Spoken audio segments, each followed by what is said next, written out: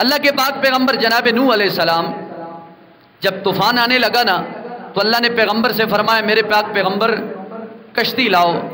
کشتی لائی گئی. پاک پیغمبر جناب نوح نے فرمایا ہر جنس کا جوڑا جوڑا اس جناب والا کشتی میں سوار ہو جائے. جب ہر جنس کا جوڑا جوڑا سوار ہو گئے تو جناب نوح علیہ السلام نے دیکھا کشتی میں ایک اجنبی شخص، بوڑھا شخص اکیلا نظر آیا.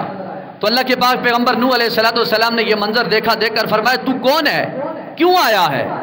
اس نے کہا میں جو بھی ہوں لیکن میں آیا اس لیے ہوں کہ ان بندوں کے، ان جوڑوں کے جسم تو آپ کے ساتھ ہیں، ان کے دل میں اپنے ساتھ ملانے آیا ہوں، یعنی ان کے دلوں میں وسوسے ڈالنے کے لیے میں آیا ہوں. تو اللہ کے پاک پیغمبر جناب نوح علیہ السلام نے جب یہ بات سنی تو فرمایا دفع ہو جا، دور ہو جا، اللہ کے دشمن تو شیطان ہے، نکل جا میرے سفینہ سے.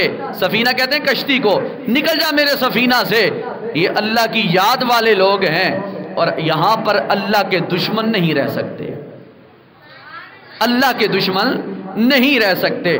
تو پتلا کیا چلا جناب والا، جب حضرت نوح علیہ السلام نے یہ کہا تو دفع ہو جا، یہاں سے نکل جا، اس نے کہا میں جاؤں گا لیکن مجھے 5 چیزوں کا ایسا علم ہے، ایسا پتہ ہے، ان میں سے 3 میں آپ کو بتا دوں گا لیکن 2 نہیں بتاؤں گا جن کی وجہ سے آپ کے ماننے والے اپنی حفاظت کر سکتے ہیں.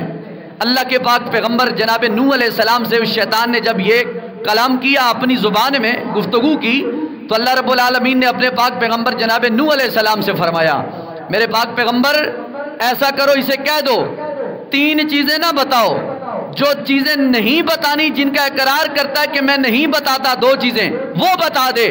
تیری 3 چیزیں بتانے کی کوئی ضرورت نہیں ہے، کوئی ضرورت نہیں ہے.